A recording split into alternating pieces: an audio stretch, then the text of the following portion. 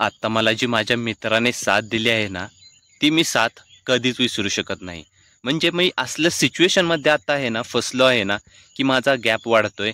पण मला या सिच्युएशनमध्ये त्याने मला साथ दिली, हे खरंच मी विसरू शकत नाही. तर त्या मित्राचं नाव तुम्हाला सांगतो. तर तो कोण आहे? तो आहे उत्कर्ष. तुम्हाला माहीतच असेल, तो व्लॉगमध्ये माझ्या होता सगळ्या व्लॉगमध्ये. जसं की आपले मागचे व्लॉग, हे कार्तिक स्वामी मंदिराचा, देन घोराडेश्वरचा आणि देन सिंहगडचा, या प्रत्येक व्लॉगमध्ये तो होता. मी जेव्हा पुण्याला गेलेलो तेव्हा त्याला भेटलेलो आणि त्यानं मला खूप असं प्रोत्साहन दिलं की तू हार मानू नको, आपल्याला पुढे पुढे खूप असं याला स्कोप आहे, हे कर ते कर.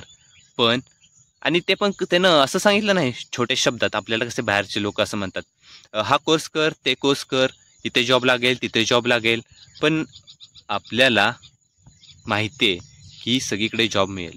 पण ते तो जो करतोय, त्याने जो पाथ निवडलाय, तो मला आता सगळं, तो ज्या पाथमध्ये गेलाय ना, त्या पाथने सगळं सांगतोय. म्हणजे पॉईंट टू पॉईंट मला तो एक्सप्लेनेशन देतोय की हे केल्यानंतर आता पुढे काय करायचं, हे केल्यानंतर आता पुढे काय करायचं, आता तू हे करतोय, आता हे कर, आणि ह्याच्यानंतर आपल्याला हे करायचंय. तर तो मला पॉईंट टू पॉईंट एक्सप्लेनेशन देतोय. खूप भारी वाटते मला, कारण की मला याचीच आत्ता गरज होती. मला असं पॉईंट टू पॉईंट कुठूनही मी कम्युनिकेट जास्त झालो नाही आहे. मला खूप चांगलं वाटतंय.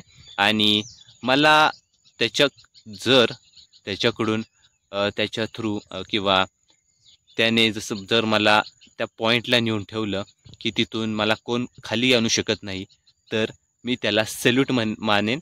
आणि मी काय करेन माहिती आहे का?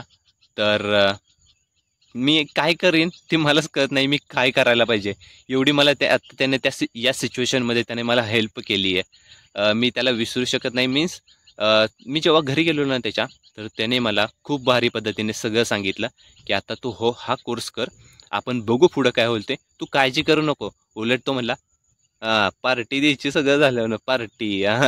तर तो असं म्हणला, जर तुझं झालं ना तर पार्टी द्यायची, असं म्हटलं तो. तर असं होता.